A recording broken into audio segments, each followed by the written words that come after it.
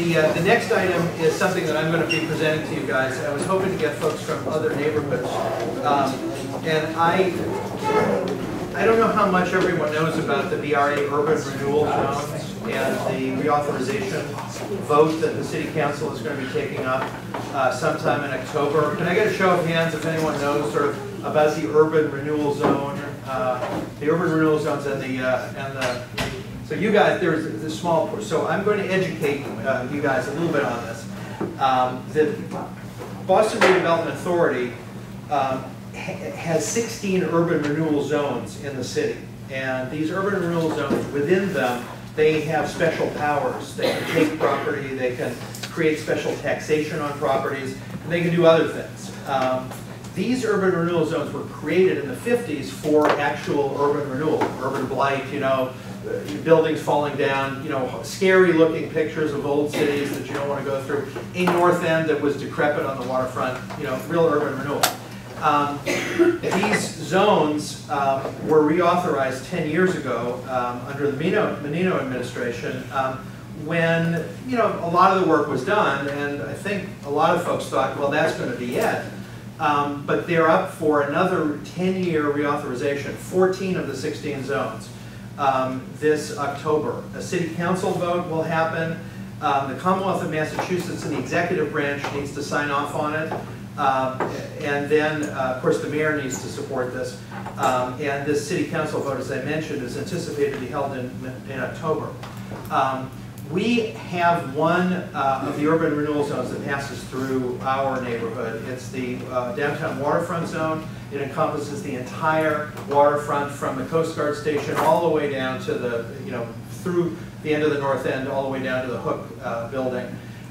It also goes into the North End south of Commercial Street quite a way, so a lot of those wharfs there are also in the urban renewal zone. And it wraps around and links up with the Government Center urban renewal zone. There are a lot of, so there is a neighborhood association. We're a member of it. It's called the Alliance of Downtown Civic Organizations. NURA is a member. NUNIC is also a member. There are 9 other members in Fenway, Back Bay, Beacon Hill, Chinatown, South End, and Bay Village, etc. So, you know, all the downtown neighborhood associations, some of which are civic associations, some of which are called residents associations, some of which are called neighborhood councils. All of them are West End is one of them too. All of them are meeting. And all of these neighborhood associations who have an urban renewal zone in them are sort of asking the same question, like, what gives? Why are we extending these for 10 years? So there's been a fair amount of activity at the BRA. Their director, Brian Golden, has gone on a bit of a roadshow with a presentation and had a series of meetings to basically make the case, well, instead of urban renewal, we're going to be, we're no longer trying to remove urban renewal, we're trying to create vibrancy, is the new sort of buzzword. And basically making a lot of pitches to extend these. There was a big meeting in the South End 2 nights ago. The South End Forum met. The mayor was there, Brian Golden was there, and the very letter that I'm going to put out for us to vote on was being voted on there by all of the South End Resident Association. There are 14 of them. Brian Golden got crucified in that meeting because his response was, when people said, why do we need these? He said, I need them or it's disaster. The state will seize properties, all the long-term development agreements will end, and, you know, disaster will ensue. And it just seemed a bit of a draconian vision that he was painting so that he could get his full 10-year reauthorization. There are a number of neighborhood associations. There are people who have been around Boston and looked at the BRA for a long time and said, this is an organization that's past its prime, we ought to destroy it. That's not what we're talking about here. This group of neighborhood associations is not saying get rid of the BRA. We're just saying, look, a 10-year reauthorization right now doesn't make a whole lot of sense, particularly as we heard in our last meeting. Jerome Smith, with people that have been brought in, some of the planners from the Olympics, et cetera, are going to kick off the Imagine Boston 2030 process, which is one of the first long-term plan in over 10 years that the city has embarked on.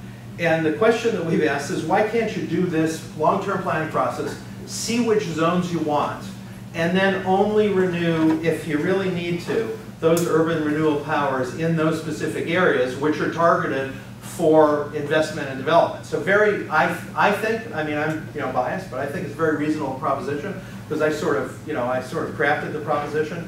And the response from the BRA has been, we need 10 years or the wheels fall off the cart. We sort of don't buy it. So what the 11 ADCO associations are doing is we are contemplating signing a letter. And I want to read the letter to you guys. It's a very, very simple letter. It says, we, the duly authorized representatives of our respective neighborhood associations to the Alliance of Downtown Civic Associations, or organization, ADCO, request that the City of Boston delay seeking 10-year reauthorizations of the 14 expiring urban renewal zones sought by the Boston Redevelopment Authority until the conclusion of the recently launched citywide planning process, Imagine Boston 2030.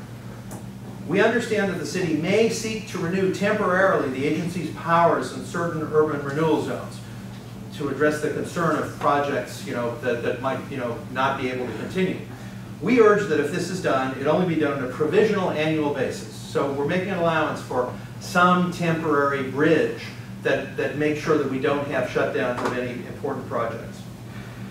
Once the current planning process is complete, and the citizens of Boston will have better information to determine the advantages and disadvantages of urban renewal in realizing the goals of the Imagine Boston 2030 master plan.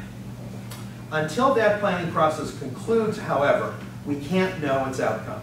Thus, we urgently request that you wait on asking for the full 10-year reauthorizations in these 14 urban renewal zones. Thank you for your understanding and anticipated support.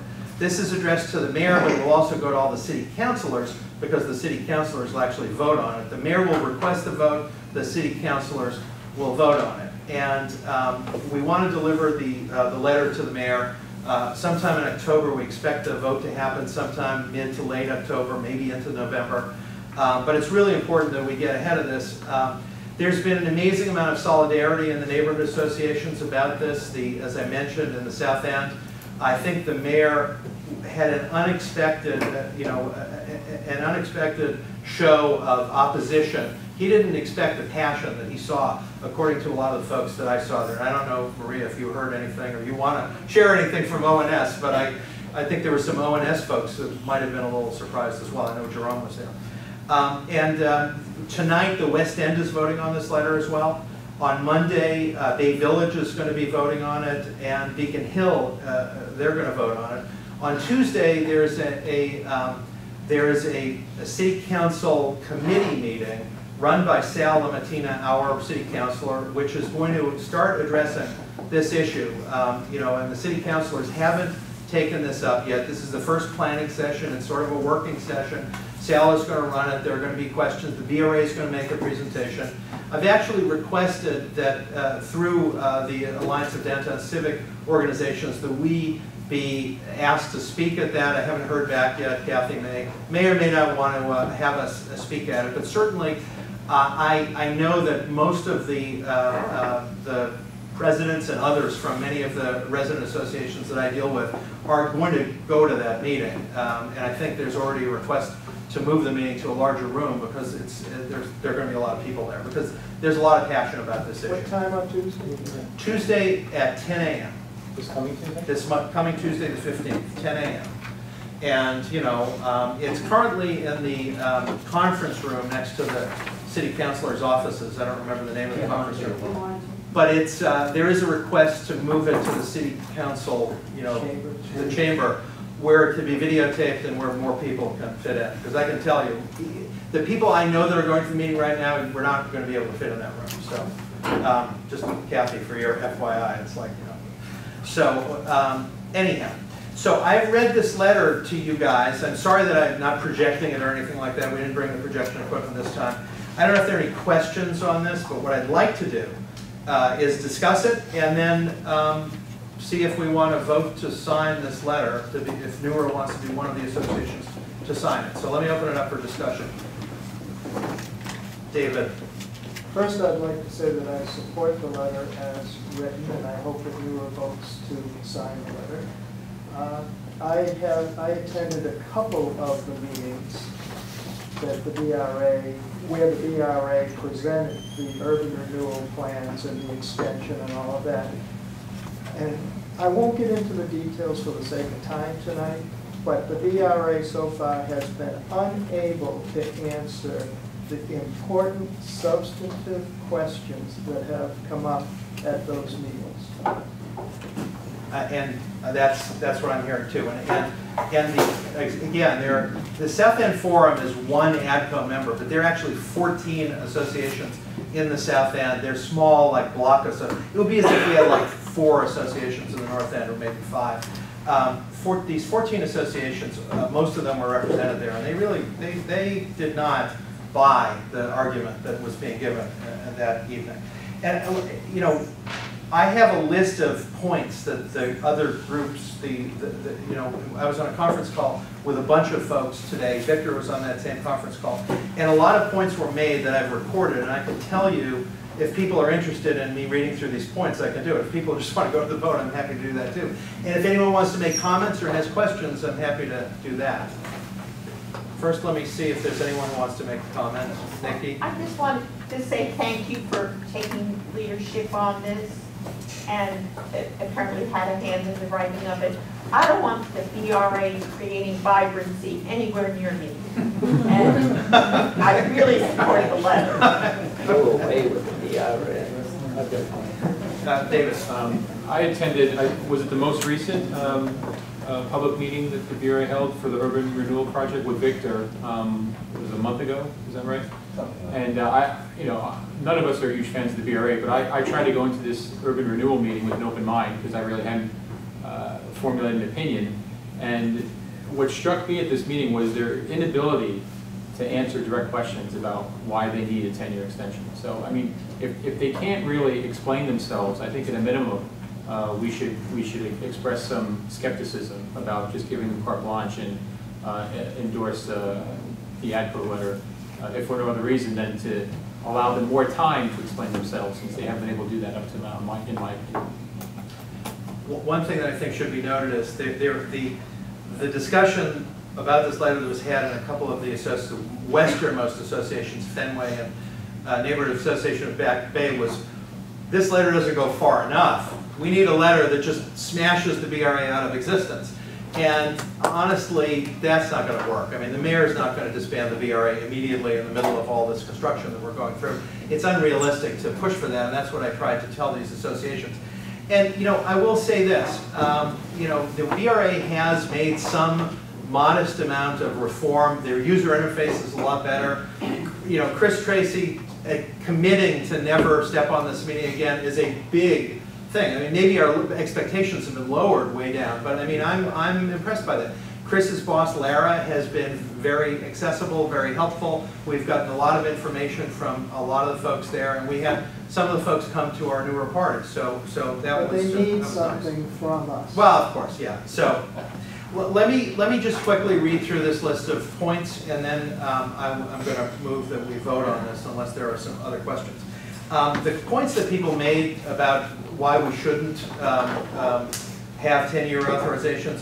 Most of the areas within the current zones no longer suffer from urban blight, and the reason the zones were created, and so on that basis shouldn't be renewed. Number 2, the zones as currently delineated make little sense for today's Boston.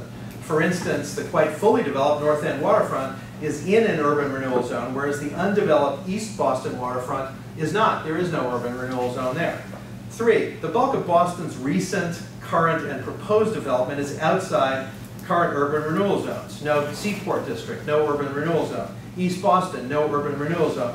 Whittett's Circle, the old Olympics area that's going to be the focus of Jerome's Imagine Boston 2030 plan, no urban renewal zone. So that begs the question, why are these zones important if all the recent and future activity is not in them? 4, we're just starting the citywide planning process. It makes more sense to focus on the plan now and reauthorize whatever zones are needed afterwards. 5, many of the BRA arguments made in their pitch that the mission has changed, the zones are merely tools, seem muddled. How can one call special zoning power exercised with little to no transparency across a map? If you look at the map of the urban renewal zones, it's half of downtown Boston. You know, how can you call that a tool? 6, the BRA also argues that it's no longer about an imperative to tackle blight, but rather about a mission to create vibrancy. But don't we want to do that everywhere in the city? Do we need an urban renewal zone to create vibrancy? Really? Brian Golden's predictions of disaster without the 10-year reauthorizations are unconvincing and worse, sort of insulting. There are many ways to grandfather current projects and maintain developer confidence without invoking such a, frankly, an offensive level of fear-mongering. The BRA, which has misused its powers in the past, and I've acknowledged that they've made a lot of improvements, is still not being transparent about what additional powers, revenue generating and otherwise, it enjoys in these zones. It's certainly not being clear on how it intends to use these extraordinary zone powers going forward. And finally, despite the fact that we don't know everything we'd like to know about the zones, it's pretty apparent that the BRA gains extraordinary and largely unchecked powers to take property and tax property within these zones. And giving another 10 years of special powers to an unreformed BRA makes little to no sense. So those are the 9 points. I don't know if anyone has a counterpoint. Usually I ask for like someone to debate, but no one's stepping up to defend the BRA. One more than the 10 Commandments. Yeah, right. Well, I'll add the 10th one. Okay. And that is that I'll write the this down. BRA itself has publicly stated at these meetings that urban renewal powers allowed the old BRA to do bad things. That's a quote. The BRA itself has stated that. But why that won't happen anymore? Because the BRA has changed. That's what they say. When I asked how has the BRA changed, the only substantive answer they gave me was, we have a new executive director. Well, I've seen many executive directors over the last 15 to 20 years, and the BRA has not changed.